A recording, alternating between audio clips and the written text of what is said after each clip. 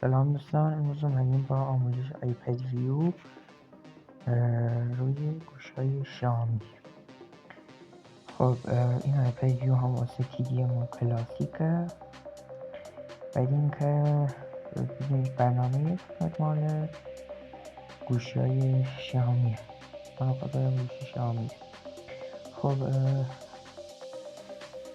واسه این کار اول لایک فراموش نشه، سابسکرایب هم بکنید.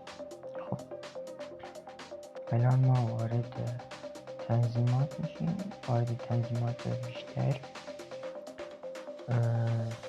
پنجره شناور، این نوار کناری همیشه نشان داده شود و آن میکنیم. این گزینه بالای بالا.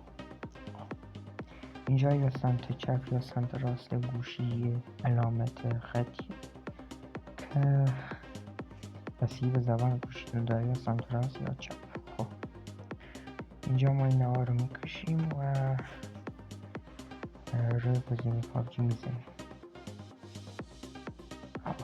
این صفحه که باز شد، صفحه رو میکشیم پایین تا تقریبا 5 ثانیه بمیسیم و وارد میکنیم.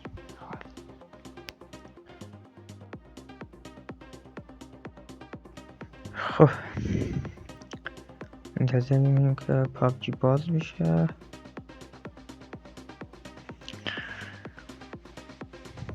خب فقط این که شما باید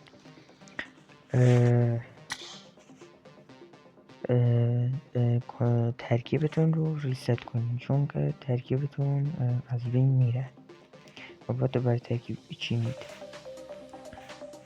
خب بازی که باز شد، ما می‌بینیم در تمام بخش بازی آیپد ویو هستیم.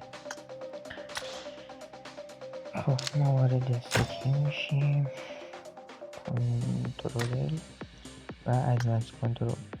این سه گزینه رو تا آخر بالا میکشیم، TPP، FPP و این تا آخر زیادشون میکنیم و حالا دیگه میبینیم در لابی هم حتی من آیپد ویو هستم و این که میریم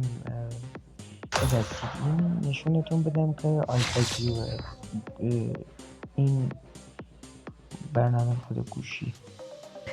و فقط این که توی TDM آیپد ویو و توی کلاسیک دوربین از کاراکتر یکم دورتره، دوربین یکم دورتر از کاراکتر. خب اینجا میبینیم که من کامل آیپد ویو هستم،